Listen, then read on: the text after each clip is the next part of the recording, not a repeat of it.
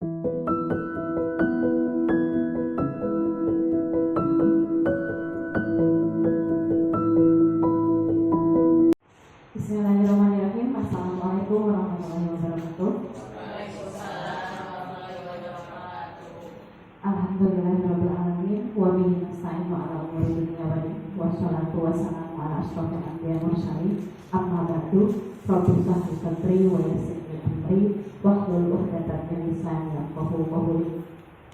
Selamat siang menuju sore Bapak Ibu guru hebat. Alhamdulillah pada kesempatan kali ini puji serta syukur terpanjatkan kehadiran Ilahi Robbi yang mana kita bisa berkumpul di tempat yang insya Allah akan memberikan manfaat bagi kita semua. Pada hari ini, pada kesempatan kali ini, saya selaku moderator dalam kegiatan diseminasi penerapan budaya positif di sekolah diberikan tugas untuk memimpin kegiatan acara pada hari ini. Adapun narasumber yang akan memberikan pembelajaran bagi kita semua pada saat ini yaitu Ibu Haji Sri Hernawati SPD MPD. Mungkin saya akan membacakan susunan acara sebelumnya. Yang pertama pembukaan, yang kedua pemaparan materi dari Ibu Haji, kemudian adapun sesi tanya jawab yang nanti akan saya pimpin kembali. Untuk mengefektifkan waktu, mari kita buka kegiatan pelaksanaan diseminasi kali ini dengan membacakan bismillah bersama-sama. Bismillahirrahmanirrahim. Sebelum dimulai, saya punya pantun dulu supaya ibu bapak semangat semuanya. Jangan lupa bilang cakap. Belinya tanah di Singaparna. Cakap. Juga semangat menyimak diseminasi ibu bapak semua. Mari ciptakan budaya positif di sekolah. Kepada waktu dan tetap ibu dipersilakan.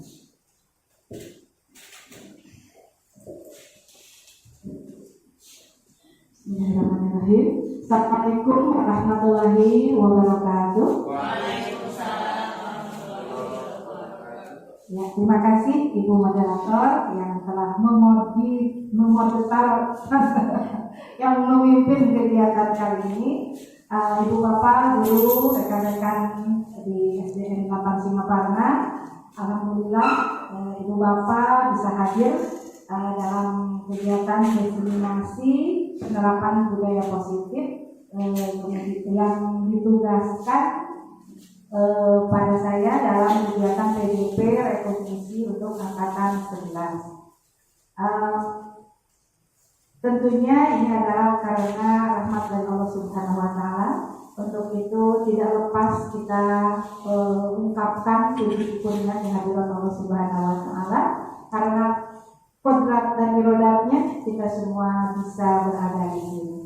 Salawat serta salam mudah-mudahan tetap terlibat kepada junjungan kita Habibana ya Nabiana Kanjeng Nabi Muhammad Sallallahu Alaihi Wasallam.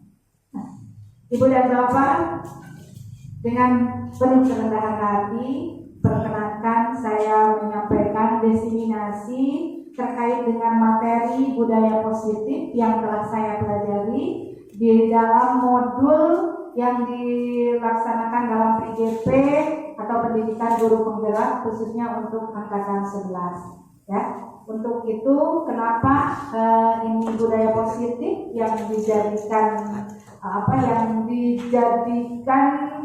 yang harus didiseminasikan, karena mengingat budaya positif ini adalah sangat penting kita lakukan dan banyak sekali yang harus kita luruskan, ya, gitu. Nah, Ibu dan Bapak, tadi untuk pembukaan sudah disampaikan ya oleh moderator. Nah, ada beberapa pertanyaan pemantik ya Ibu dan Bapak. Mungkin kita bisa flashback terhadap apa yang sudah kita lakukan di sekolah kita. Hukuman dapat mendisiplinkan anak. Setuju tidak, Bu? Ibu Bapak setuju tidak? Bu Yusti setuju tidak? Setuju tidak? Setuju. Ya. Ada yang tidak, ada yang setuju. Terima kasih. Kemudian pemberian hukuman dengan hal yang positif seperti membaca atau membersihkan halaman sekolah dapat meningkatkan disiplin anak. Setuju tidak, Bu? Pak? Setuju. Kemudian yang ketiga, memberi penghargaan dapat meningkatkan motivasi belajar anak. Setuju tidak? Setuju. Ibu-ibu? Kurang. Ada yang setuju? Kurang. Memberikan penghargaan itu bisa berupa reward, ya, memberikan hadiah, ucapan. Atas dasar dari jawaban-jawaban itu, mari kita simak materi yang akan saya sampaikan. Ya, nanti akan Ibu Bapak temukan. Oh, gini, nah, gitu ya. Nah itu. Nah, selanjutnya untuk materi diseminasi kali ini didasarkan dari modul 1.4 terkait dengan budaya positif, yaitu yang pertama adalah disiplin positif dan nilai-nilai kebajikan universal. Kemudian teori motivasi, hukuman, penghargaan, dan restitusi. Kemudian keyakinan kelas, kebutuhan dasar manusia, restitusi, dan 5 posisi kontrol. Kemudian restitusi dan segitiga restitusi. Ya, mungkin kalau yang belum menjadi guru penggerak pasti ada hal-hal yang baru ya, Pak Mamat, yang mungkin kata restitusi kan gitu ya. Gitu. Mudah-mudahan ini adalah materi yang bisa Ibu Bapak simak dengan sebaik-baiknya ya. Nah, selanjutnya Ibu Bapak, kita akan membuka sebuah paradigma baru ya. Coba di sini ada suatu percobaan ya. Ada A dan B. Sobeklah secari kertas kecil, tuliskan benda atau sesuatu yang sangat berharga untuk Anda letakkan di salah satu tangan Anda dan genggam benda atau sesuatu tersebut dengan segala daya dan buatlah suatu kepalan. Ibarat Anda memegang sebuah benda yang sangat berharga, lalu dikepal sedemikian rupa. Kemudian teman Anda, si B, itu membujuknya, bahkan memarahinya, atau berbagai cara menyuruh kita untuk membuka kepalan kita. Nah, di sana apakah kita akan membuka itu karena suruhan teman kita, ataukah dorongan yang paling kuat dari diri kita sendiri? Coba. Hah? Dan jika dilihat itu sangat berharga, misalnya buku mahal, oke. Coba mana yang paling kuat? Dorongan diri sendiri tentunya ya, Ibu dan Bapak. Kita terus akan mempertahankan. Jadi menurut Ibu Bapak, motivasi diri itu sangat yang paling dominan atau yang paling kuat ya, gitu. Ya, terima kasih ya Ibu dan Bapak. Sekarang apa sih makna dari budaya positif? Apa contoh penerapan positif yang telah kita terapkan? Nah, coba pangitan ayeuna ngabuka-buka lembaran anu ti payun. Apa yang dimaksud dengan budaya positif? Coba biasa. Betul, kebiasaan yang baik. Kita sudah menerapkannya di sekolah? Ya, kita itu sudah menerapkannya.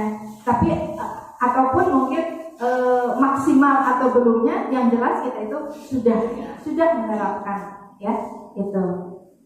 Nah, selanjutnya budaya positif di sekolah yaitu nilai-nilai dan kebiasaan-kebiasaan di sekolah yang berpihak pada peserta didik agar mereka dapat berkembang menjadi pribadi yang kritis, penuh hormat, dan bertanggung jawab. Ya, gitu. sekali lagi, budaya positif di sekolah yaitu nilai-nilai dan kebiasaan-kebiasaan di sekolah yang berpihak pada peserta didik agar mereka dapat berkembang menjadi pribadi yang kritis, penuh hormat, dan bertanggung jawab. Contoh misalnya kebiasaan-kebiasaan baik, kita ada kebiasaan sholat duha, yasinan bersama, bersalaman, membiasakan 5S, senyum, sapa, sepan, satu, itu kan sudah dibiasakan ya Ibu ya. Kita membaca surat-surat pendek di kelas, kemudian kita membiasakan kepada anak-anak selalu bertanya kepada guru kalau ada permasalahan dan sebagainya. Itu adalah budaya positif dan itu memang harus kita jalin terus-menerus ya. Selanjutnya, budaya positif di sekolah tidak dapat diciptakan secara instan. Setuju Bu?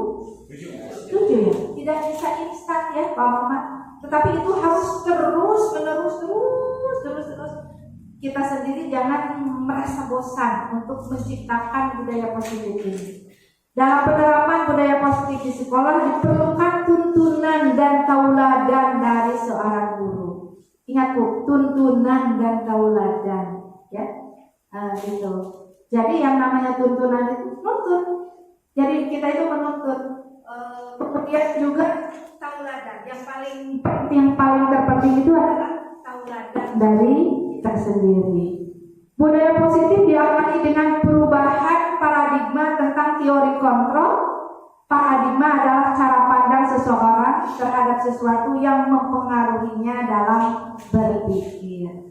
Ya, mari kita simak bersama-sama apa sih perubahan paradigmanya di dalam budaya positif ini.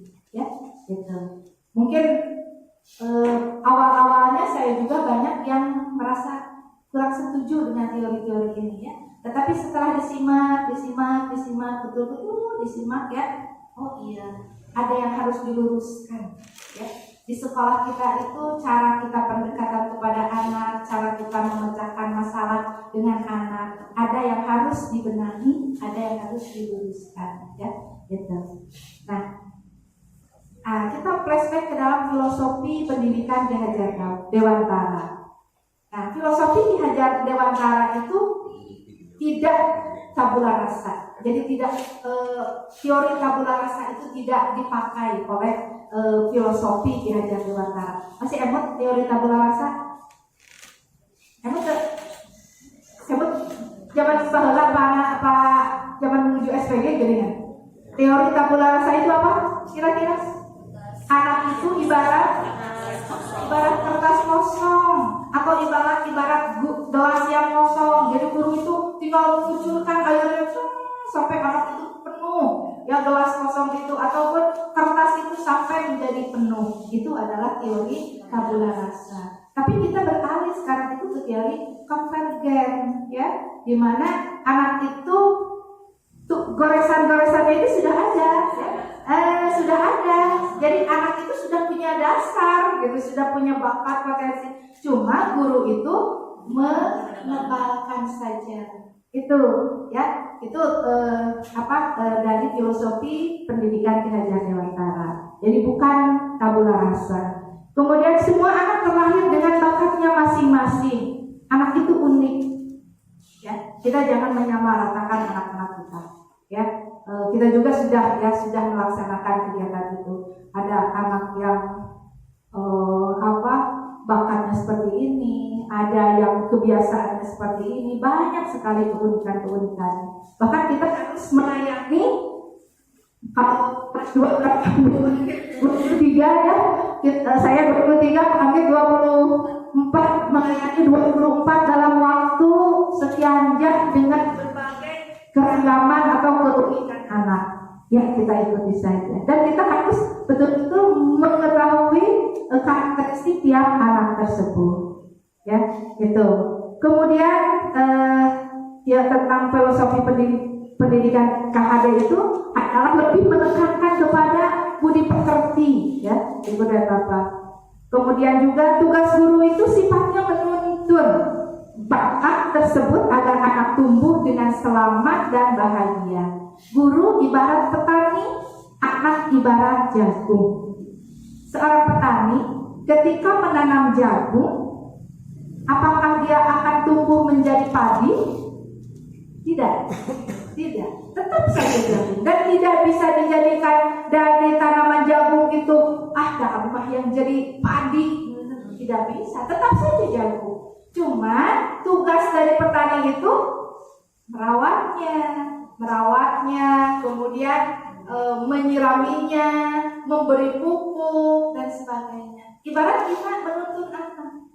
Anak itu ketika anak datang ke sekolah kita itu sudah ada bakat dan minatnya. Tinggal kita membukanya. Kita ikuti alur anak itu, ya. Itu ya, Ibu dan Bapak. Kemudian juga dalam filosofi KHD itu dikenalkan dengan kodrat alam dan kodrat zaman. Anak lahir dengan kodratnya, Bu. Zaman anak-anak kita, anak-anak sekarang itu udah zaman milenial. Perlakuan kita tidak akan sama memperlakukan anak sekarang dengan anak ketika saya baru jadi guru. Tidak bisa. Ketika baru jadi guru itu saya tahun 92. Paradigma berpikirnya seperti itu pada waktu itu, karena anak-anaknya lahir pada waktu itu tidak ada gadget, tidak ada internet, tidak ada ya pada waktu itu. Anak dengan begitu naturalnya, tapi sekarang anak berkembang dengan gadgetnya, dengan internetnya, itu tidak bisa dipungkiri. Tinggal kita harus bisa menyesuaikan dengan perkembangan zamannya, ya. Karena anak lahir kita harus memperlakukan anak itu sesuai kodratnya, kodrat alam dan kodrat zaman. Lalu kodrat alam itu ada kodrat alam yang sifatnya intrinsik ya, yang sifatnya pribadi, ya. Ada juga kodrat alam ya, misalnya dia dilahirkan itu apakah di daerah lingkungan pegunungan, lingkungan pantai, lingkungan perkotaan dan sebagainya. Ya, jadi kita cara menuntun anak pun harus disesuaikan, ya, itu. Nah, itu artinya kita memberikan pengajaran kepada anak itu berpihak kepada murid, itu ya. Nah, nyambung ya, jadi berpihak kepada anak. Selanjutnya, Ibu dan Bapak, perubahan paradigma. Untuk membangun budaya yang positif, sekolah perlu menyediakan lingkungan yang positif, aman dan nyaman agar murid-murid mampu berpikir, bertindak, dan mencipta dengan merdeka, mandiri, dan tanggung jawab. Lazimnya disiplin dikaitkan dengan kontrol. Dalam hal ini kontrol guru dalam menghadapi murid. Nah, di sini akan dibahas kontrol guru itu nanti akan seperti apa, ya? Itu kontrol guru dalam mendisiplinkan anak. Ibu dan Bapak, ada sebuah miskonsepsi, ya. Ini menurut paparan dari Dr. William Glasser dalam faktor teori. Miskonsepsi itu adalah kesalahan konsep, ya. Itu ilusi guru mengontrol murid. Ilusi itu hal yang tidak nyata, ya, Ibu dan Bapak. Ilusi bahwa kritik dan membuat orang merasa bersalah dapat menguatkan karakter. Itu adalah miskonsepsi. Setuju, Bu? Setuju tidak? Ada yang setuju, ada yang tidak. Kalau GP pasti setuju. Udah dicekoki gitu ya. Memberikan kritik dan membuat orang merasa bersalah. Jadi anak itu salah, saya salah karena dikritik habis-habisan misalnya ya. Itu dapat menguatkan karakter. Kata teori ini itu adalah miskonsepsi. Kemudian ilusi bahwa semua penguatan positif efektif dan bermanfaat. Ya. Kemudian juga ilusi bahwa orang dewasa memiliki hak untuk memaksa. Nah, itu juga miskonsepsi. Jadi gini, orang dewasa itu bisa kata ini ya, kata paradigma lama. Oh, orang dewasa itu mempunyai hak untuk memaksa. Cek kasar lagi ya, anak ya harus begitu. Silakan harus turun aturan yang ada di sekolah. Sifatnya memaksa kan ya? Kalau aturan itu sifatnya memaksa. Jadi mau tidak mau, kalau kamu berada di sekolah ini harus ikuti aturan ini. Kalau tidak, out. Nah, seperti itu. Kalau untuk paradigma sekarang itu tidak seperti itu ya. Tidak seperti itu. Nah, itu ya. Nah, pasti ada dalam pikiran anak. Kayaknya itu juga gitu. Nah, itu ya. Ibu dan Bapak, di dalam materi disiplin positif ini diantaranya dikenalkan ada yang namanya 5 kebutuhan dasar manusia. Kemudian juga ada 5 posisi kontrol. Kemudian ada teori motivasi. Nah, 5 kebutuhan dasar kita harus tahu betul ya. 5 kebutuhan dasar dari manusia itu diantaranya penguasaan. Jadi pada dasarnya kita itu ingin kekuasaan, ingin menguasai. Kalau anak-anak ayah sok aja namanya sok ayawanya, sok ayawanya. Itu motivasinya ingin menguasai. Mereka isi sakanya akhir menguasai. Kita memahami. Oh, dia itu ingin kebutuhan dasarnya dia itu ingin menguasai, ingin menguasai. Ya, sok ayah yang jadi kita maklumi, oh berarti kebutuhan dasarnya ingin seperti itu. Pada dasarnya semua manusia itu ingin seperti itu. Kemudian kasih sayang dan diterima, rasa diterima. Seperti kayak budak anu cengeng, mulainya mus-mus, ibu ditekannya ingin diberi kasih sayang, ingin diterima. Antara bisa kayak ada bagulah wae. Nah, dia itu ingin diterima di lingkungannya. Nah, itu. Kemudian kesenangan. Nah, jadi budak anu iseng wae, gawean iseng wae. Motivasinya apa? Seutak seetiknya. Nah, itu adalah kesenangan. Senang. Antara pilu kami nyanyi jejuluman gitu. Ayah, itu nah itu kemudian kebebasan. Nah itu selanjutnya ada 5 posisi kontrol. Nah, kita berada di posisi yang mana? Ada penghukum, pembuat rasa bersalah, teman, pemantau, manajer. Nah, manajer masuk kepada segitiga restitusi. Jadi kalau yang menerapkan pendekatan anak ketika menghadapi masalah dengan restitusi, itu guru itu termasuk sudah menerapkan posisinya adalah sebagai manajer. Nah, kemudian teori motivasi, motivasi seseorang melakukan sesuatu itu apa? Ya, di antaranya untuk menghindari hukuman. Misalnya dia datang ke sekolah tepat waktu, dia mengerjakan tugas dengan sungguh-sungguh. Motivasi yang pertamanya dia menghindari hukuman, takut dihukum karena ada aturan. Bagus tidak? Bagus tidak? Kalau motivasinya seperti itu, kurang tepat. Terus untuk mendapatkan hadiah, karena ibu guru suka memberikan hadiah, makanya saya betul-betul belajar itu. Ya, betul-betul dia ingin dapat 100, karena ketika mendapat 100 ibu guru sudah menyiapkan permen. Nih yang 100, nih yang dikasih permen banyak, ibu guru sudah menyiapkan banyak permen. Ya, itu akan dikasih bintang. Ya, dikasih bintang. Yang dapat 100 bintangnya 1 misalnya gitu ya. Nah, itu motivasinya itu ya ekstrinsik ya, sifatnya ekstrinsik gitu. Nah, itu ya. Kalau ingin menghindari hukuman, ingin mendapat hadiah, itu motivasinya dari luar. Nah, itu. Kemudian si anak itu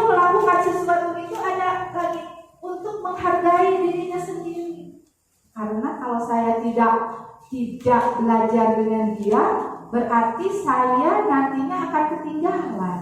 Berarti saya nantinya akan dia sudah berpikir terhadap dirinya. Dampaknya nanti ke depannya akan seperti apa? Nanti saya akan malu. Nanti tidak malu. Nah, kemudian, itu adalah motivasinya adalah intrinsik. Nah, itu ya, Ibu dan Bapak. Nah, menghargai diri sendiri dasarnya dari mana? Dasarnya adalah nilai-nilai kebajikan universal. Kumaha cara kebajikan universal itu? Nilai-nilai kebajikan universal itu adalah nilai-nilai yang tidak terpengaruhi oleh suku bangsa, oleh ras, oleh agama, tidak terpengaruhi. Ya. Jadi sifatnya kebaikan itu betul-betul umum, global, universal. Ya, itu. Kemudian maka dibuatlah kalau di kelas itu adalah keyakinan kelas. Jadi keyakinan kelas itu sifatnya umum ya. Kalau membuat keyakinan kelas itu sifatnya universal. Jadi berdasarkan pada nilai-nilai kebajikan yang universal. Nah itu ya. Jadi sekali lagi kalau motivasi seseorang melakukan sesuatu itu yang didasarkan untuk menghindari hukuman, untuk mendapatkan imbalan, itu sifatnya adalah ekstrinsik. Nah, kalau untuk menghargai diri sendiri itu sifatnya adalah intrinsik. Tapi pada nama saya mau ekstrinsik, saya mau intrinsik. Intrinsik ya. Setuju ya Bu ya? Nah, sekarang apa sih makna disiplin? Nah, ini semuanya karena makna disiplinnya. Dalam budaya kita, makna disiplin telah berubah menjadi sesuatu yang dilakukan seseorang pada orang lain untuk mendapatkan kepatuhan. Kita cenderung menghubungkan kata disiplin dengan ketidaknyamanan. Nah, kemudian kalau disiplin positif merupakan salah satu cara penerapan disiplin yang bertujuan untuk menumbuhkan kesadaran serta memberdayakan peserta didik tanpa imbalan, tanpa ancaman atau hukuman. Nah, itu bentengan disiplin dan disiplin positif, ya. Nah, jadi yang sekarang sedang digenggam-genggamnya itu adalah disiplin positif. Ya, jadi ketika anak melakukan sesuatu itu bukan karena reward, ya, bukan karena takut dihukum, bukan, tetapi lebih mengedepankan karena menghargai dirinya sendiri. Gitu. Jadi motivasinya betul-betul kesadaran dari diri sendiri. Ya, saya tidak begitu. Betul. Bukan suatu hal yang mudah. Bukan. Jadi terlebih dahulu gurunya sendiri yang merubah para hikmah. Gitu. Memang tidak mudah, tidak akan mudah, yakin. Tapi insya Allah, ya, itu. Kumaha kenapa diurak dengan lupa minggu ranking, sok dipasihan, hadiah, sebenarnya. Nah, sebaiknya itu tidak seperti itu, kayaknya, ya, itu. Walaupun kita bisa itu juga membuat motivasi, tetapi motivasinya motivasi ekstrinsik karena ya gitu. Orang terasa. Sebagai pendidik, tujuan kita adalah menuntun murid untuk memiliki disiplin diri sehingga mereka bisa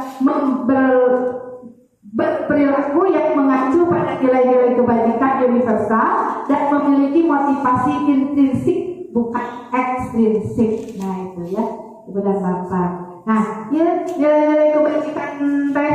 Nah, yang pertama Ibu Melius, toleransi, rasa hormat, mandiri, menghargai, antusias dan sebagainya. Kemudian keterampilan hidup, dapat dipercaya, lurus hati, pendengar yang aktif, tidak meremehkan, memberikan yang terbaik dari diri. Ya, kalau sekarang kita itu yang lebih populernya. Yang kita mengacu untuk nilai-nilai kebajikan itu diramu dalam profil pelajar Pancasila. Itu adalah rangkuman dari banyak-banyak nilai kebajikan. Beriman dan bertakwa pada Tuhan, akhlak mulia, berkebinekaan global, gotong royong, mandiri, kreatif, dan bernalar kritis. Ya, gitu.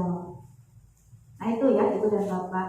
Nah tadi ini adalah teori motivasi. Nah, tadi motivasi eksternal untuk menghindari ketidaknyamanan atau hukuman. Tadi satu-satunya ketika anak disiplin, dia datang pagi-pagi, kemudian dia pakai baju dengan rapihnya. Tapi motivasinya itu dihukum nih sama Pak Ajis, karena dia suka itu suka menghukum kalau ada anak yang tidak pakai sepatu, dia akan disuruh kembali lagi ke rumah untuk mengambil sepatunya misalnya. Nah itu adalah motivasinya motivasi eksternal, ekstrinsik ya. Kemudian karena ingin mendapatkan imbalan dari orang lain atau institusi, nah, gitu. Kemudian kalau motivasi internal itu untuk menghargai diri sendiri, menjadi insan sesuai harapan. Saya akan menjadi orang yang seperti apabila saya melakukannya. Itu kalau ibarat dibuat sebuah kalimat gitu ya. Nah, lanjut ya Ibu dan Bapak. Nah, sekarang kita masuk ke keyakinan kelas. Keyakinan kelas, urang konten atau sok ngadamannya. Kemarin disepakati kesepakatan kelas ya.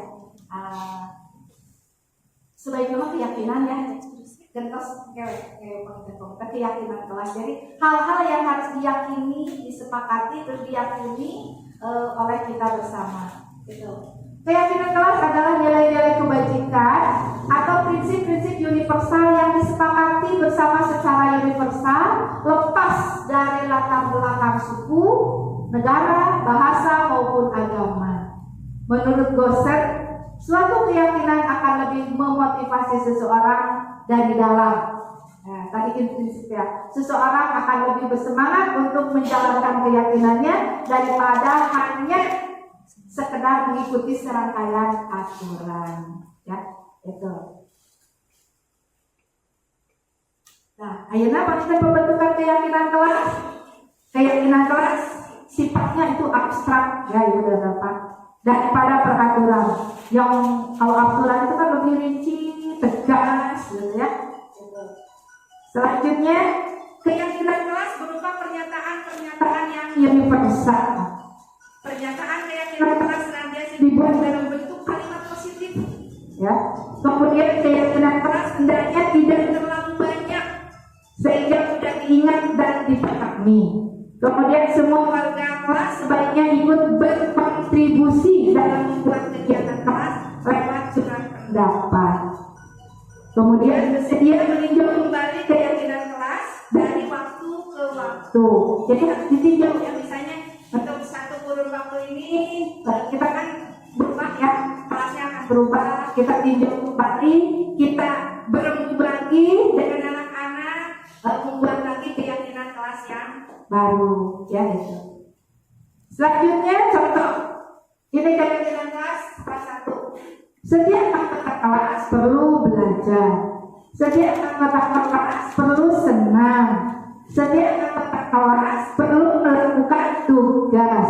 Setiap anggota kelas perlu saling menghargai. Setiap anggota kelas perlu merasa aman. Jadi ayat budak anu gelut tapi anu sok ngacaukeun berarti melanggar keyakinan kelas. Nah ini nomor 5 atau nomor 4 anu sok silih ejek wae. Nah berarti itu melanggar nomor 5. Nah itu kelas 5, selalu bersikap positif, senantiasa menjadi diri yang terbaik, percaya dan menghormati orang lain serta barang miliknya, berkomitmen terhadap setiap tugas, senantiasa membantu dan saling membantu dengan yang lain. Jadi upami kalau kamu udah saling sholat mencoret, ayo wae nanya menang itu iseng sok nyanak wae naon teh akan tulis orang lain ya. Karena kelas bawah itu kan belum masih belum tahu benar dan salahnya itu masih kentara gitu ya. Ketidaktahuan antara benar dan salahnya itu masih kentara kalau kelas bawah. Kemudian, nah ini peraturan contoh. Ini keyakinan kelas. Mana kurang bandingkan. Nah, dalam peraturan selalu kembalikan buku pada tempatnya, itu aturan. Nah, keyakinan kelasnya itu merujuk kepada tanggung jawab. Jadi tanggung jawab itu kan banyak gitu ya. Item bentuk tanggung jawab itu dilarang bentuk orang lain. Nah, keyakinan kelasnya menghormati orang lain dan diri sendiri. Hadir di sekolah 15 menit sebelum pembelajaran dimulai. Nah, keyakinan kelasnya atau kebajikan yang ditujunya menghormati orang lain, komitmen pada tujuan atau komitmen.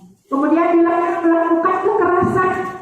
Tujuan kebaikannya adalah keselamatan, menghormati orang lain, ya. Dilarang menggunakan narkoba, jelas itu kesehatan. Kemudian bergantian atau menunggu giliran, kesabaran. Jadi semua siswa harus bersedia sabar. Nah, itu paling keyakinan kelas. Gunakan masker, keselamatan. Jangan berlari di kelas atau koridor. Nah, itu keselamatan. Nah, itu ya. Selanjutnya, Ibu dan Bapak, keyakinan kelas versus peraturan. Berarti berlawanan ya. Nah, keyakinan kelas versus peraturan. Nah, peraturan itu sifatnya motivasinya adalah motivasi ekstrinsik. Seperti tadi dapat dijelaskannya, gitu.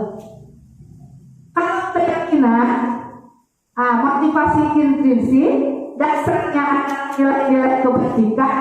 Kalau kita adalah profil pelajar Pancasila, beriman dan bertakwa kepada Tuhan Yang Maha Esa dan berakhlak mulia, berkebinekaan global, mandiri, gotong royong, bernalar kritis dan kreatif. Ya, itu. Ujung-ujungnya sih pada dasarnya sama, ya. Kita itu ingin menciptakan profil pelajar Pancasila. Cuma kita dalam membentuk anak dalam menerapkan disiplin itu, kita sekarang diupayakan menerapkan disiplin positif, ya. Itu. Lanjut. Hukuman, konsekuensi, restitusi. Nah, bedanya hukuman, konsekuensi, restitusi. Biasa kayak no ngabatos Pak Eki. Kalau hukuman mungkin setelah anak melakukan sesuatu ya Bu. Kalau konsekuensi adalah mungkin ketika anak melakukan sesuatu atau efek dari sesuatu tersebut, dari tindakan tersebut. Iya. Kalau restitusi mungkin Bu Ika yang itu. Bu Ika mau? Pilihan, iya. Terima kasih. So, akhirnya mengajar orang. Ini masuk hukuman atau konsekuensi? So, mencatat 100 kali di dalam buku kalimat, saya tidak akan terlambat lagi karena terlambat ke sekolah. Lagi pendidikan lapangan basket 2 kali karena terlambat hadir di sekolah. Murid diminta untuk push up 15 kali karena tidak menggunakan masker ke sekolah. Menggantikan kertas tugas teman yang telah dicoret-coret. Membersihkan tumpahan air di meja tulis karena tersenggol pada saat belajar. Meminta murid tidak mengenakan sepatu seharian di sekolah karena tidak mengenakan sepatu hitam. Meminta murid tidak mengenakan sepatu seharian di sekolah karena tidak hukuman. Lagi pendidikan makan basket 2 kali karena terlambat 10 menit untuk pelajaran PJOK. Sambuyun yuk dia. Prakteknya. Cek lem. Bukan hukuman.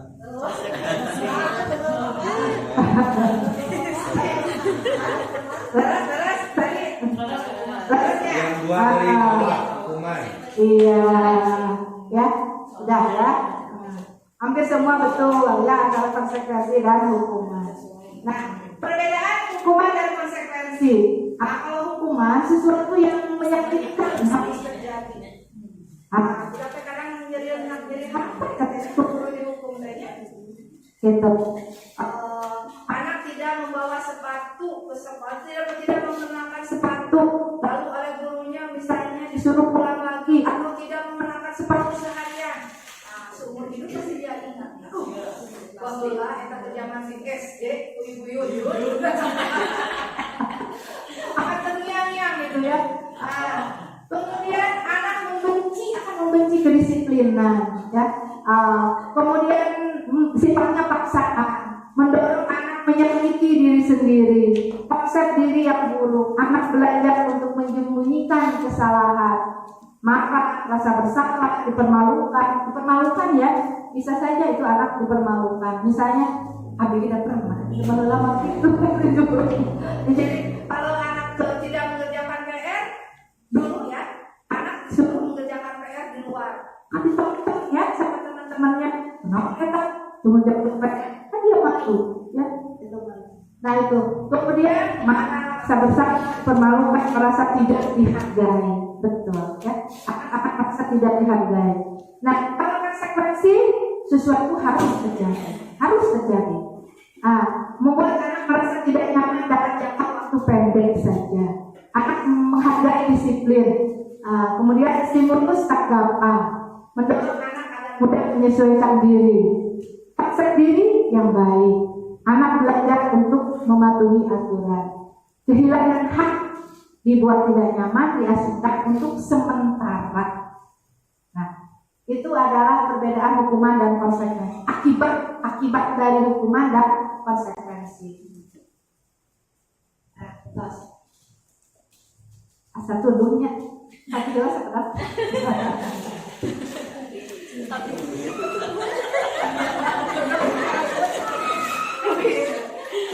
Nada satu-satu.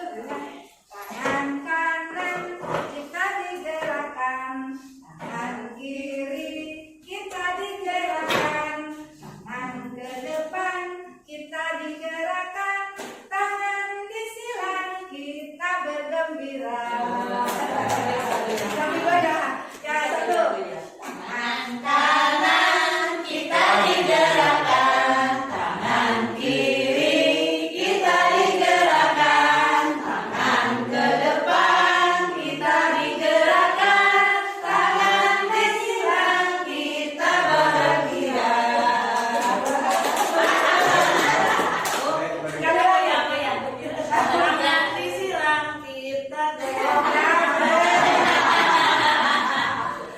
Tangan kanan kita digerakkan, tangan kiri kita digerakkan, tangan ke depan kita digerakkan, tangan disilang kita goyang-goyang.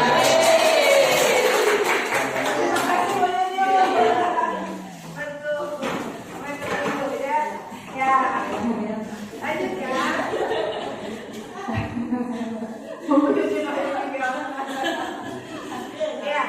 Kebutuhan dasar manusia. Seluruh tindakan manusia memiliki tujuan tertentu. Semua yang kita lakukan adalah usaha terbaik untuk mendapatkan apa yang kita inginkan. Fokus tadi ya Bu ya. Kebutuhan dasar manusia itu satu, bertahan hidup. Kemudian kasih sayang dan rasa diterima, kebutuhan untuk diterima. Kemudian penguasaan, kebutuhan pengakuan atas kemampuan. Kemudian kebebasan, kebutuhan akan pilihan. Yang selanjutnya adalah kesenangan. Maka ya kalau kita misalnya ada anak yang mencuri, sebelumnya kita itu tidak boleh untuk langsung menyadari ya. Jadi itu harus berpositif. Kenapa dia itu mencuri? Jadi kita gali dulu apa penyebabnya dia itu mencuri. Mungkin saja dia itu karena dia itu lapar, ya, karena di rumahnya tidak ada makanan, orang tuanya tidak menyediakan makanan, sampai dia itu mencuri makanan yang ada di sekolah, misalnya makanan temannya, ya, gitu. Itu motivasinya atau kebutuhan dasarnya adalah untuk bertahan hidup, karena dia saking laparnya, ya, gitu. Kemudian ada karena ingin dikasih sayangi, ya, misalnya saya memperhatikan murid di kelas, ya, misalnya karena dia itu karena anak yatim, karena dia tidak punya orang tua, perilakunya memang akan beda. Dia lebih cenderung ingin diperhatikan oleh sosok seorang ibu. Kadang dia itu dia melakukan hal yang di luar kebiasaan yang lainnya, gitu ya. Dia mencari-cari membuat ulah yang aneh-aneh, karena betul-betul ingin diperhatikan oleh kita, ya. Kemudian dia selalu ingin dipeluk, ya. Nah, maka penelitian kita sebagai guru betul-betul harus tahu kebutuhan dasar dia itu berperilaku itu apa, gitu, sehingga kita tidak menjudge kepada anak itu adalah negatif, ya, gitu.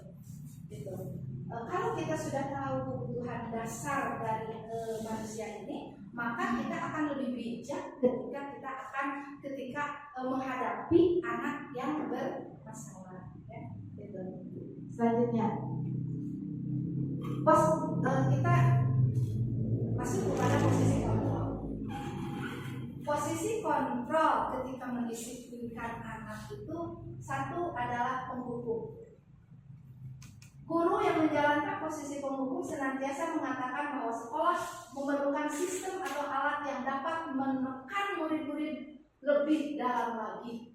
Ketika murid melanggar, maka guru akan memberikan hukuman, baik hukuman fisik ataupun verbal. Maka kita ulang flashback, apakah kita itu termasuk penghukum atau termasuk pembuat rasa bersalah, teman, pemantau, atau manajer. Kemudian pembuat rasa bersalah. Pada posisi ini guru itu berkatanya itu lembut, ya. Namun guru akan menciptakan sesuatu yang tidak nyaman bagi murid sehingga murid akan merasa bersalah atau rendah diri. Pernah Bu Pak berkata demikian kepada anak kita? Cing, atuh bageun ibu teh sebeban kali. Padahal hidup teh kudu kumaha ibu teh. Cing, atuh ibu teh geus capek. Ibu teh yang harus hidup teh. Sehingga anak itu merasa bersalah sampai ibu itu sampai menangis misalnya karena saking jengkel mungkin, ya, ibu itu dengan perkataan sadar tidak sadar udah katangkos lah, ya. Ibu yang harus hidup teh. Responnya anak akan betul-betul merasa bersalah, bahkan akan lebih fatal anak itu dibandingkan dengan nomor 1. Kalau sikapnya penghukum, anak hanya berontak, oh iya saya dihukum sama Pak Eki. Hanya sekilas, hanya beberapa hari lah. Tetapi kalau guru itu posisinya sebagai pembuat rasa bersalah, akan menghukum. Nah, itu. Kemudian sebagai teman, guru pada posisi ini tidak akan membuat murid tidak nyaman, namun akan berusaha mengontrol murid dengan persuasi atau bujukan. Contoh, pasti juga dia, sok lah ayo nama hidup teh nurut lah karena aturan. Iya mah demi ibu, namun gitu wae ibu teh bakal dicarikan ibu teh bakal ditegur kalau hidup itu. Ibu teh teu bisa ngadidik hidup teh. Ya sa demi ibu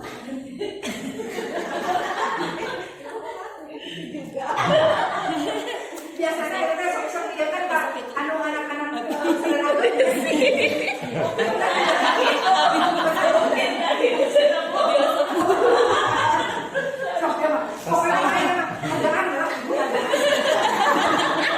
Ibu tadi itu hari tangap mangan ngadoa lagi sok dulu ibu. Gimana ibu? Aduh sih.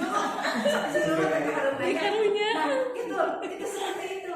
Bahkan mungkin laki-laki karena itu sudah malu sama kepala sekolah, sudah ditegur ini beberapa kali. Kita kan itu kan sampai maklum ibu. Udah nurut.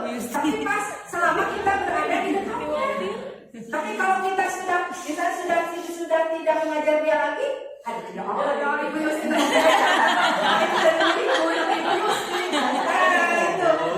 Itu posisi kontrol kita tuh posisinya ada sebagai teman ya.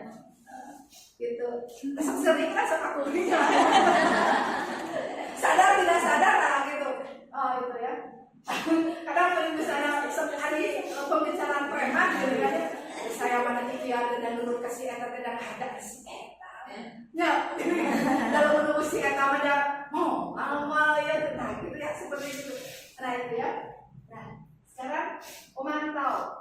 Guru dalam posisi ini akan mengawasi murid berdasarkan peraturan yang berlaku. Guru akan menindaklanjutinya pelanggaran murid dengan menerapkan teori stimulus respon dan memberikan konsekuensi yang sesuai. Nah, kalau posisi kalau pemantau kan begini, tinggal aturan. Oh, si anu kan tadi jangan. Nah, di depan ke ngalanggar aturan, iya, cing, kumaha. Nah, itu mah pemantau, cing, ya kumaha. Jadi diakurkan dia tinggali anak-anak yang melakukan kesalahan. Terus diakurkan dengan peraturan yang ada. Itu sifatnya gimana? Ya. Nah, untuk selanjutnya adalah manajer. Dalam posisi ini, guru akan berdiskusi dengan murid, mempersilahkan mereka bertanggung jawab perilakunya, mendukung murid agar dapat menemukan solusi atas permasalahannya sendiri. Nah, betul ya. Oke. Cik, saya mana? Manajer. Ya, harusnya ya seperti itu. Nah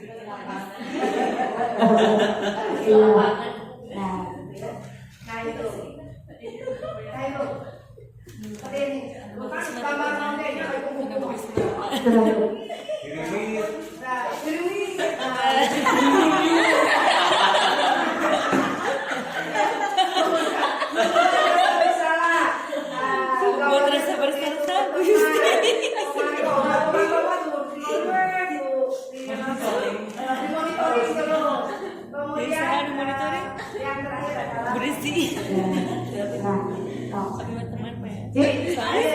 Mana yang paling Bapak Ibu ucapkan, yang sering Bapak Ibu ucapkan? Patuhi aturan sekolah, lalu berdiri di depan yang bendera. Ini posisi kontrolnya. Menghukum. Kamu sudah melanggar. Tahu apa aturan serta konsekuensinya? Manajer. Pemantau ya. Manajer. Selanjutnya, ayo tertib, buat ibu bangga. betul. Atas ya, pendataan. Di sini. Berapa kali ibu harus memberitahu kamu? Ibu seperti ini karena saya kepada murid. Berisi ya, Pak. Berisi. Anakku.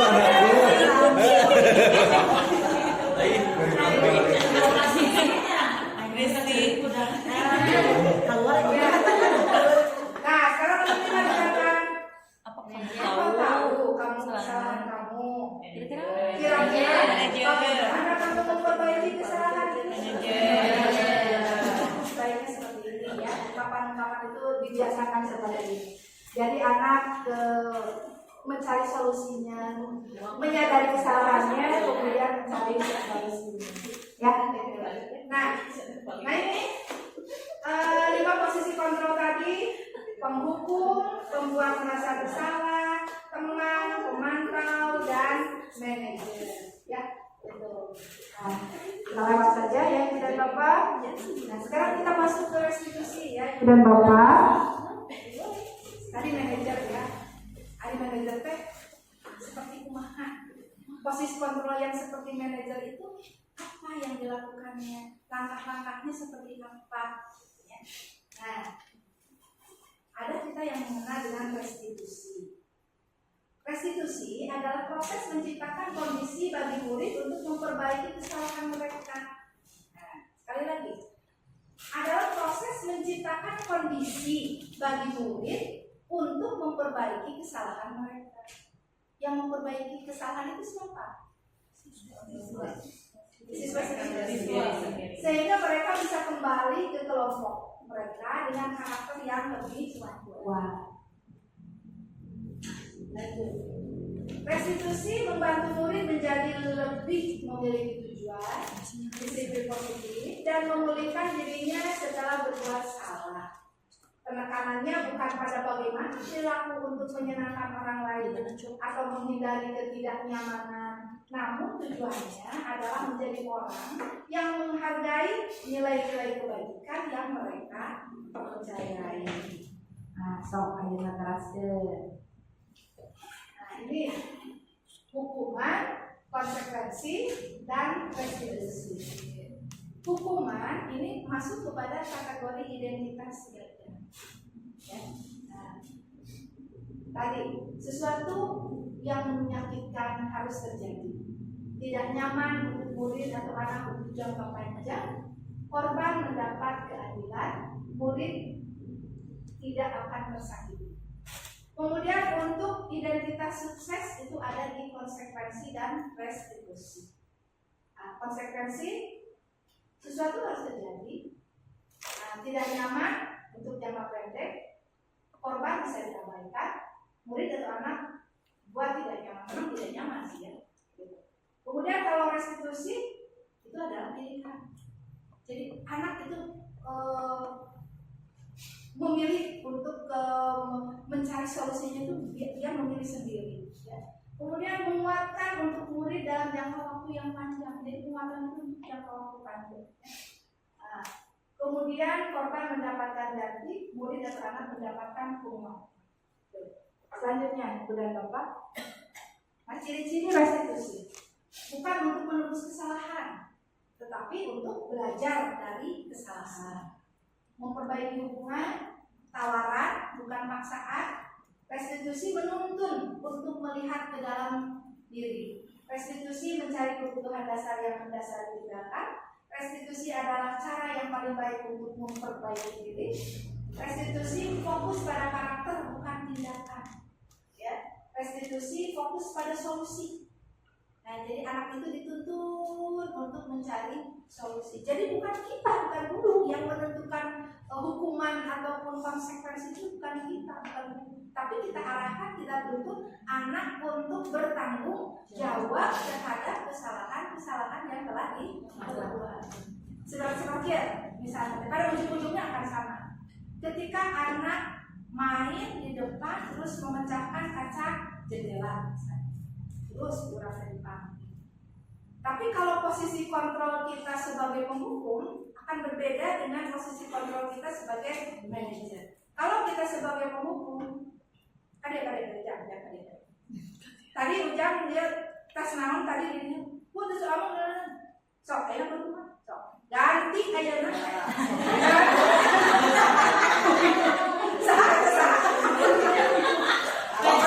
Ibu mana apa? Dulu nara kumaha dengan pokoknya ganti ayeuna. Nah, itu. Tapi umpami restitusi sok. Sini sayang, sini. Tadi itu ngapain? Bukan ibu tadi udah habis itu aman terus ya sarang pandu. Wah, terus sudah gitu bagaimana? Iya, Bu tadi saya tidak sengaja saya lempar-lemparan. Siapa yang kedua? Anu Bu, masih anu. Oh, baik. Ya, kalian itu senang-senang ya? Iya Bu, udah resep atau udah Bu, udah aman ya.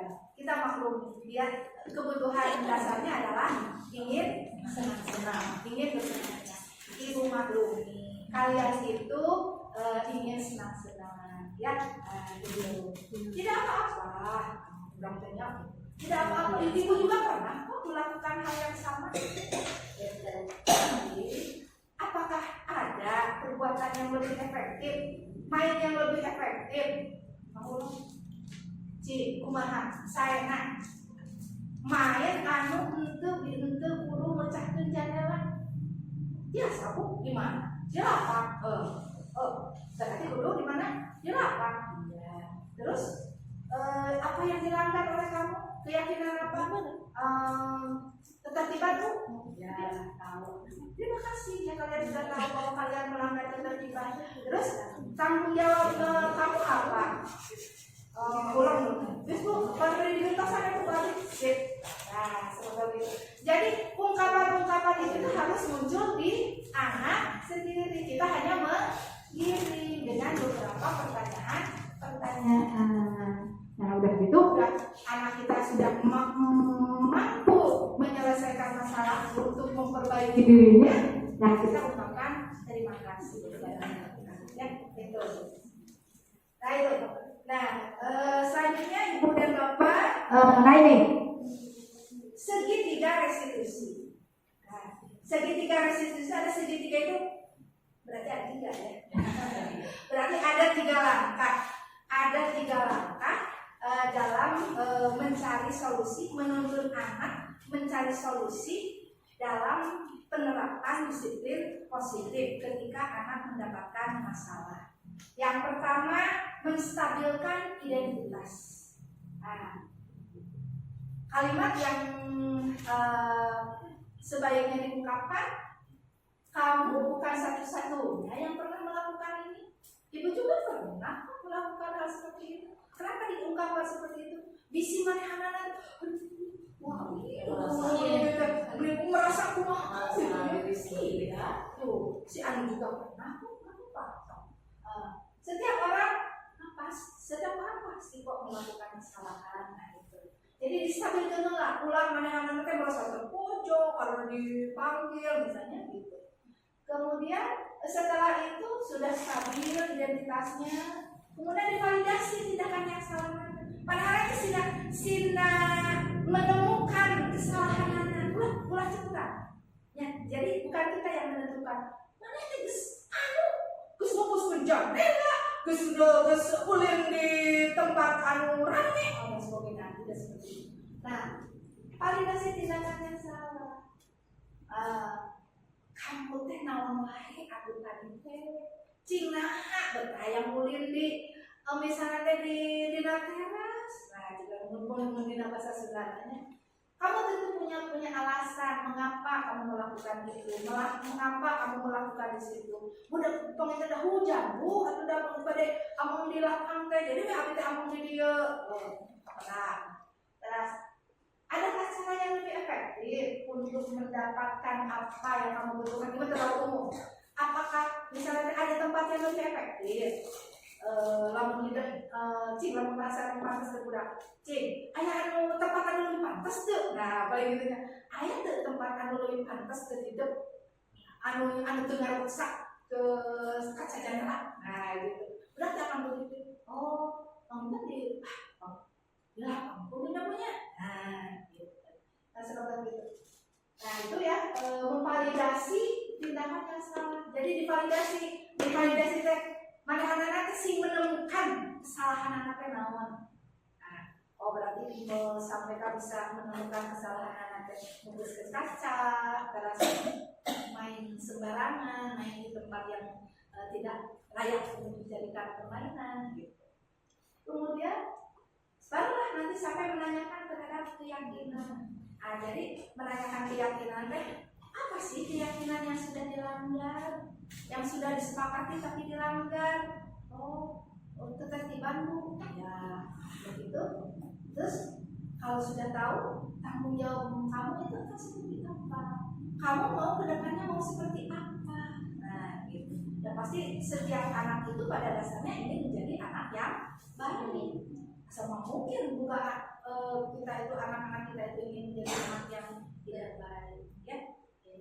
Nah ini Jadi yang diharapkan itu kita itu sebagai guru itu dalam menegakkan disiplin, terutama ketika menghadapi anak yang bermasalah itu dengan menggunakan segitiga restitusi. Namun sebelum kita menerapkan langkah-langkah ini, kita tahu dulu dari kebutuhan dasar manusia itu seperti apa, kemudian motivasinya itu seperti apa, dan juga nilai-nilai kebajikan yang ditujunya itu seperti apa. Ya, gitu. Nah, ya. Nah ini ungkapan-ungkapan untuk dalam menstabilkan identitas. Berbuat salah itu tidak apa-apa.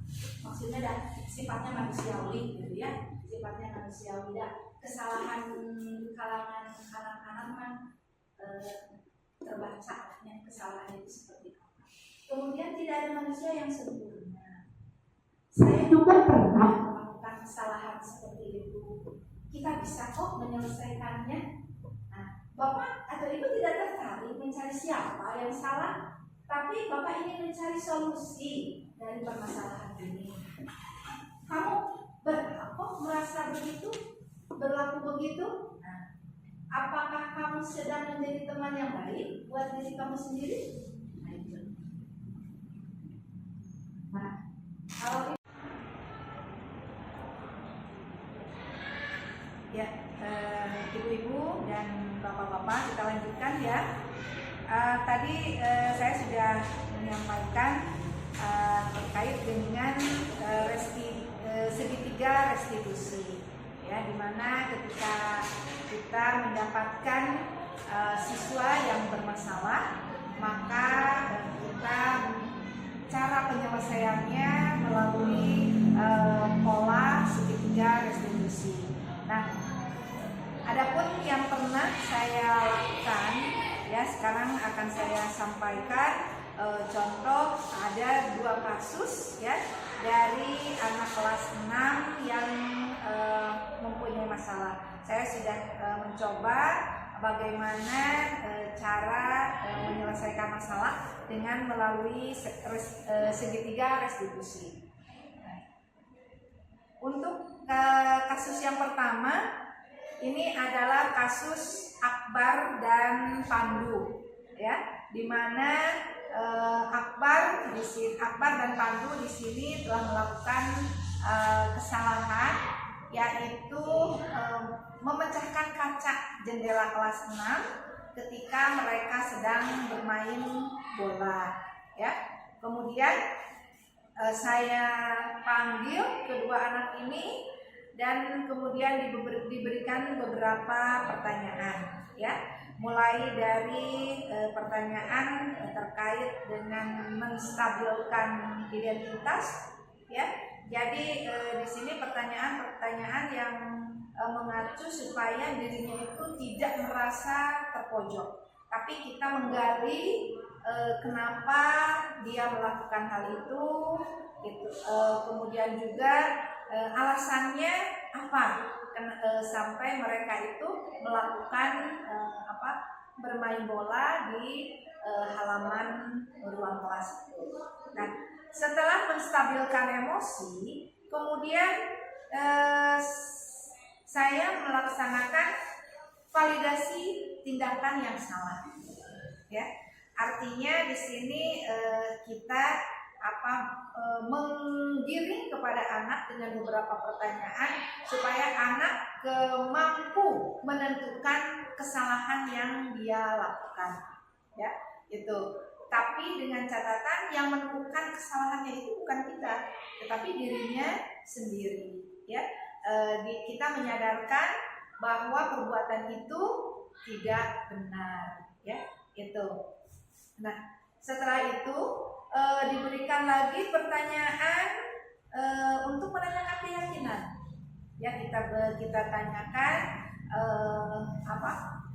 bahwa apa sih keyakinan kelas yang telah dilanggar sampai terjadinya keributan, sampai mengakibatkan pecahnya kaca jendela. Kemudian anak ini, si Pandu dan si Akbar itu menjawab dengan sendirinya, ya, bahwa dia tidak sengaja melempar bola dan kena kepada kaca jendela. Nah, kemudian kita giring, keyakinan apa yang telah dilanggar? Nah, ternyata mereka menjawab dia sudah melanggar ketertiban kelas, ya. Kemudian kita berikan lagi pertanyaan. Setelah menemukan dia kesalahannya dan keyakinan yang dilanggarnya, kemudian juga kita arahkan untuk bertanggung jawab dan untuk mencari solusi seharusnya seperti apa, ya.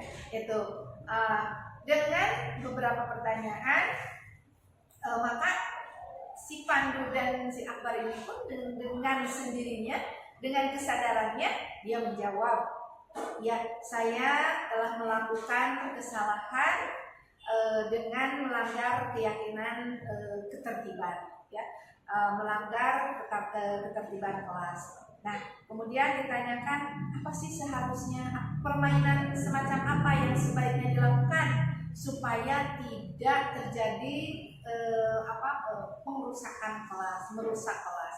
Nah, dengan sendirinya mereka menjawab, ya, saya akan bermain di mana saja Bu, katanya.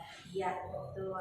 Kemudian juga apa bentuk tanggung jawabnya supaya bisa memperbaiki kesalahan? Mereka menjawab, ya Bu, saya akan mengganti jendela yang rusak itu. Nah, itu, ya, itu pelaksanaan restitusi yang telah saya lakukan dengan si Pandu dan si Akbar ini, ya, itu. Nah, kemudian dari kasus yang kedua ini adalah kasus Isni yang bolos ketika pelajaran bahasa Inggris, ya. Dilakukan hal yang sama seperti halnya yang dilakukan saya kepada Pandu dan Akbar, di mana si Isni ini telah bolos ketika pelajaran bahasa Inggris, Pak Eki, ya. Kemudian dia bolosnya itu dia pergi ke toilet, dia minta izin ke KM-nya untuk pergi ke toilet, tapi tidak masuk lagi ke kelas, ya, dia langsung ke perpustakaan. Ternyata dia masuk ke perpustakaan itu untuk menghindari pelajaran bahasa Inggris, ya. Kemudian dengan pola segitiga restitusi, saya menanyakan alasannya kenapa, padahal kan saya tahu Isni ini adalah orang baik, anak yang rajin, ya, itu. Ternyata setelah dikorek dengan beberapa pertanyaan, alasannya dia ayahnya sedang sakit di rumah sakit, kemudian dia harus menunggu beserta ibunya dan dia tidak punya waktu untuk mengerjakan tugas dari guru bahasa Inggris itu, Pak Eki, itu, ya. Nah, setelah itu kemudian saya juga memberikan pertanyaan untuk validasi tindakan yang salah. Walaupun alasannya begitu, tetapi tetap si Isni ini tetap melakukan suatu kesalahan dengan tidak mengerjakan PR dan membolos ketika pelajaran Pak Eki.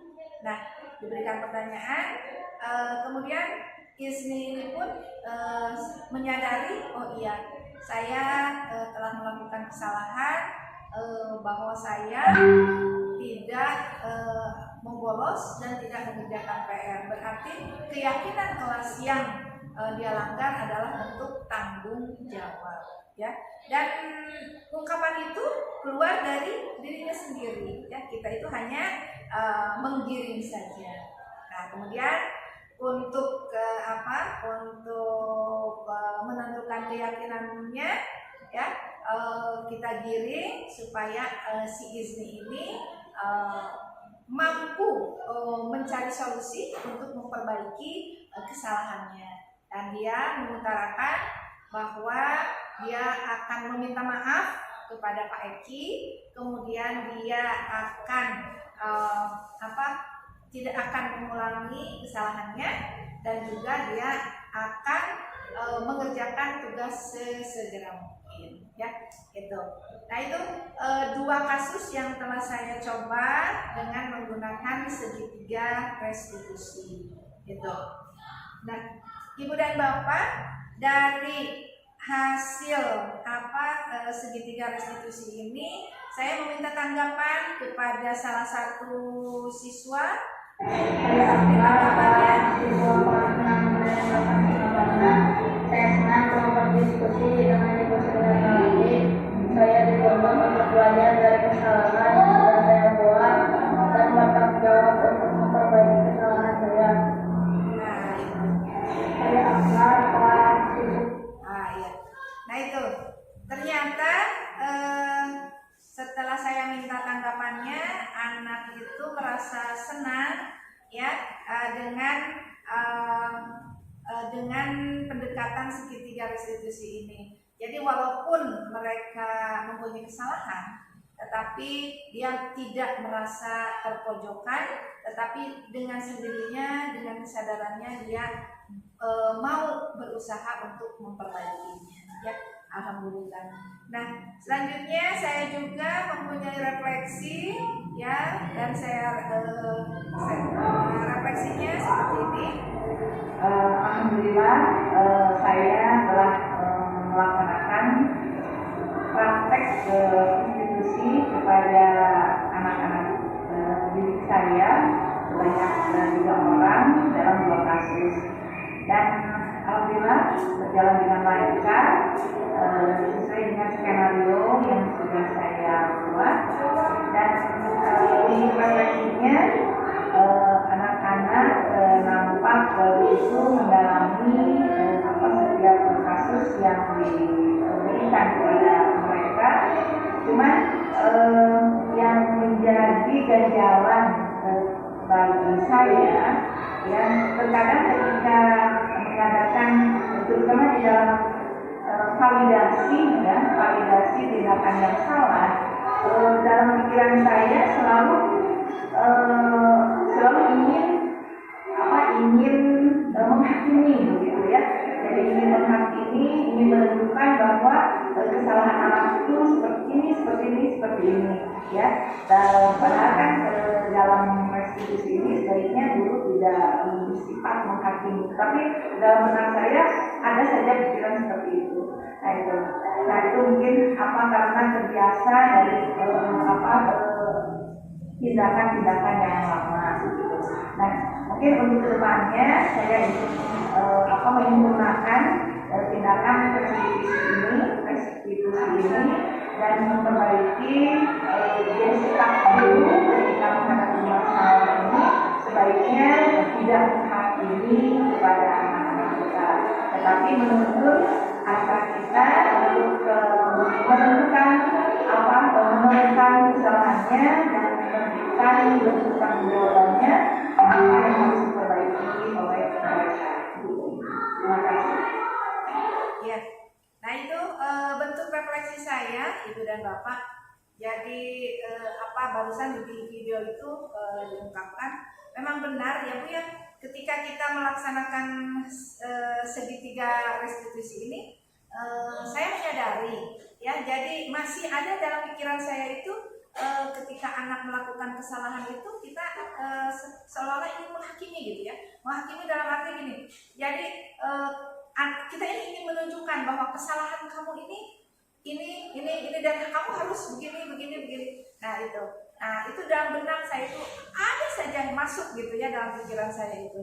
Nah jadi mungkin untuk kedepannya saya ingin lebih baik lagi dan memperbaiki apa yang kurang tepat, dan ingin menyempurnakan langkah-langkah segitiga restitusi ini ya gitu. Ibu dan Bapak, demikian ya. Mungkin begitu ya Ibu dan Bapak, diseminasi terkait dengan diseminasi modul 1.4 tentang budaya positif ya.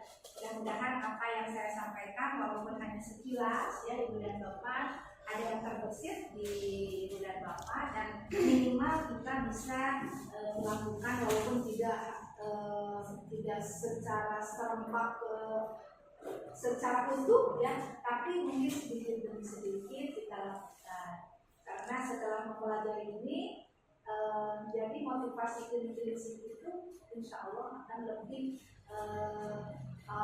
bermanfaat ya bagi anak-anak kita untuk membentuk karakter dan melakukan sesuatu itu betul-betul dasarnya itu dari hati nurani, dari diri sendiri ya. Terima kasih. Wassalamualaikum warahmatullahi wabarakatuh. Waalaikumsalam warahmatullahi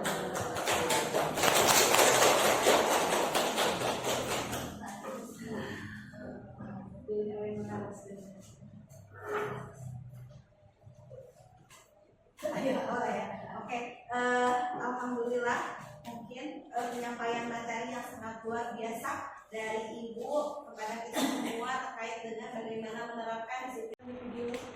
Oh, ada.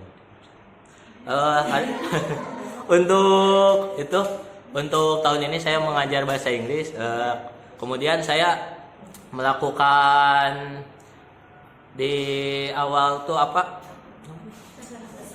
Asesmen, dan saya melihat bahwa kebanyakan anak tuh mungkin 50% ya. Yang pertama itu masih minim kosakata dalam bahasa Inggris. Yang kedua mungkin ada sebagian anak yang masih kurang memiliki percaya diri dalam pembelajaran bahasa Inggris. Di antaranya mungkin karena beberapa sebab dan alasan. Yang pertama mungkin karena kesulitan memahami bahasanya, tidak terbiasa menggunakan bahasanya, dan lain sebagainya. Mungkin kemudian saya pun terpikir untuk menerapkan sistem reward seperti yang tadi tercantum dan mungkin yang sudah diketahui teman-teman. Oke. Kemudian di situ tuh reward itu tuh saya melihat bahwa dari sistem reward itu saya melihat bahwa ada beberapa anak yang mulai tumbuh rasa kepercayaan dirinya, dan ketika anak-anak yang lain meremehkan dirinya, semisal anak A itu diremehkan oleh anak yang lain. Ketika saya meminta menulis, coba tulis writing di papan tulis. Anak yang lain berkata, "Pak, eta mah moal bisaeun, Pak. Nggak bakal bisa anak itu mah." Dan ketika anak itu maju, yang lain terperangah. Wah, benar, bisa ternyata. Wah, hebat ternyata anak si A itu. Yang lain keprok, alhamdulillah. Tapi ketika saya melihat anak yang saya anggap memiliki kemampuan, ternyata masih banyak memiliki kesalahannya. Jadi saya di dalam bahasa Inggris itu memakai sistem reward. Jadi ketika anak tidak mau ke depan, karena biasanya hanya beberapa orang saja mungkin yang ke depan, yang terbiasa ke depan itu mungkin anak-anak yang terbilang cukup pandai, cukup pintar dan mempunyai kemauan tinggi. Tapi setelah memakai sistem reward itu, anak-anak yang dipandang mungkin biasa saja atau dipandang kurang pun jadi memiliki kemampuan untuk ke depan, termotivasi. Nah, saya ini rencananya sistem reward ini akan saya jalankan atau saya terapkan selama 1 bulan. Nah, jadi seperti halnya di luar kelas, seperti halnya di luar kelas, ketika anak-anak berdatangan kepada saya, ada anak-anak yang bertanya, menyapa, dan kemudian saya mengulang pembelajaran kembali. Alhamdulillah banyak anak lebih mengerti dengan apa bahasa Inggris itu. Misalkan anak-anak kelas 1 lebih tahu sekarang good morning, tapi ketika saya di kelas 3, saya bertanya kepada keseluruhan anak, saya bertanya apa bahasa Inggrisnya selama siang, kebanyakan ulang. Nah, seperti itu. Jadi saya alhamdulillah, jadi mungkin reward itu lebih terasa sekarang, dan makanya saya juga sekarang tuh mulai menurunkan rewardnya, atau bukan menurunkan, membatasi lagi, intensitasnya makin berkurang. Jadi ketika di luar kelas saya memberikan permainan seperti itu. Yang pertama awal-awal saya kasih terbiasa memberikan reward. Oke, anak-anak pada mau ingin berputar. Setelah itu intensitasnya dikurang dan ketika mereka bermain permainan yang biasa dilakukan di lorong, ketika tidak diberikan reward, alhamdulillah anak-anak masih sudah terbiasa bermain. Jadi ketika anak-anak yang lain pun itu biasanya dipakai di kelas 456, anak-anak yang lain pun 456 berkumpul melihat, semangat melihat. Kemudian tepel itu permainan seperti permainan bahasa Inggris. Jadi ketika anak-anak mengetahui kosakata bahasa Inggris seperti book, jadi mereka tuh bisa memencet dulu abjad yang tertera seperti B. Book itu kan berawal dari huruf B, jadi pencet B kemudian diganti teman yang lain.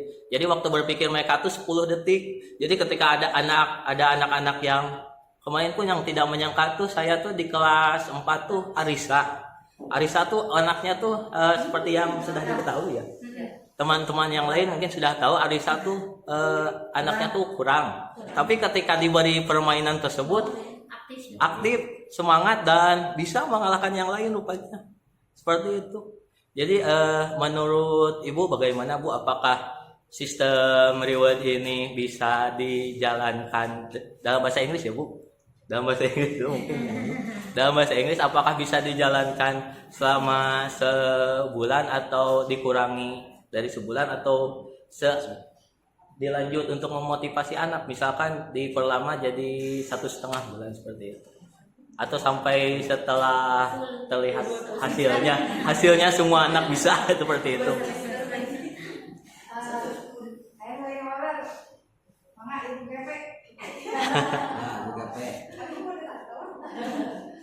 Sebelum diambil mana silakan. Kalau menurut saya, Pak Edi menggunakan sistem reward itu tidak salah ya Pak, lebih baik supaya bisa memotivasi anak juga. Karena apalagi di sini kan sekolah dasar, jadi pasti anak-anak dipastikan itu jadi semangat katanya.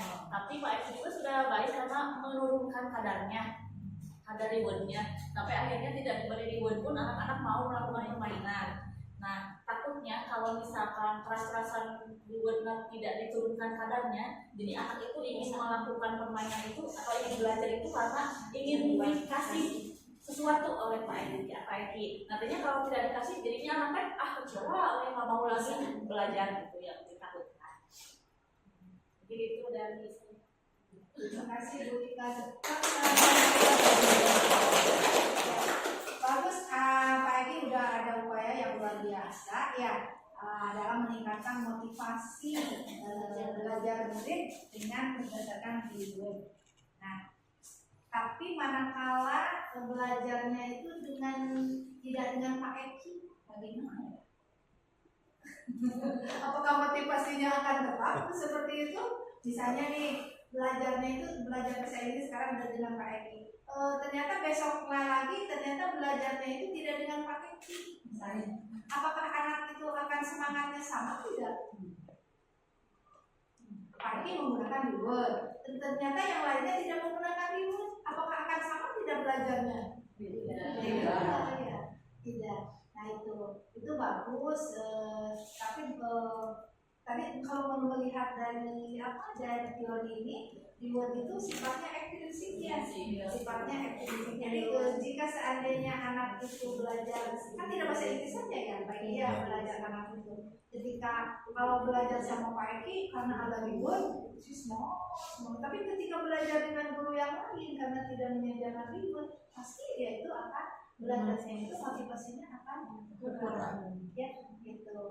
Nah, karena anak belajarnya terbangun motivasinya itu karena rewardnya itu bukan dari dalam dirinya sendiri. Ya, jadi mungkin kalau sekarang itu kita kata anak-anak kita itu termotivasi baik itu belajar, menaati segala aturan, itu munculnya itu dari dalam diri sendiri.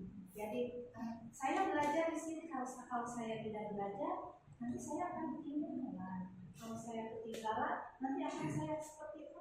Baik itu ya, intinya apa? gampang. Jadi anak itu diupayakan belajar berpikiran panjang.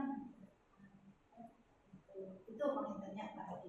Nah, kalau pada dilanjutkan kembali ke Pak Edi sendiri ya. Itu mungkin ya Pak Edi ya. Terima kasih Pak Edi, pertanyaan yang luar biasa mewakili mungkin dari kita tentang terkait dengan kebutuhan belajar peserta didik ya Pak Edi ya, terkait dengan reward dan punishment. Mungkin berhubung sesi diskusi kita juga sudah terbatas, Ibu saya izin menyimpulkan dari apa yang sudah Ibu sampaikan. Menciptakan budaya positif di sekolah melalui disiplin positif merupakan usaha menanamkan motivasi internal pada murid-murid untuk menjadi orang yang mereka inginkan dan menghargai diri sendiri dengan nilai-nilai yang mereka percayai melalui nilai-nilai kebajikan universal.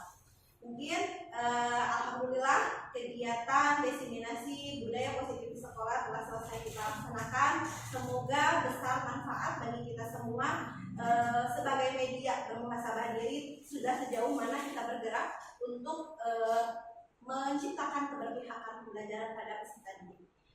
Ibu Bapak semuanya saya izin menutup kegiatan diseminasi ini dengan sebuah pantun lagi karena saya membuka dengan pantun. Jangan lupa sama bulan depan main ke Pangandaran. Asik bukan cakep lagi. Jalan berliku, riang gembira. Diseminasi telah disampaikan, mari bergerak melakukan aksi nyata. Terima kasih Ibu Bapak. Sekali lagi wabillahi taufiq wa hidayah. Saya tutup kegiatan diseminasi ini wabillahi taufiq wa hidayah. Wassalamualaikum warahmatullahi wabarakatuh.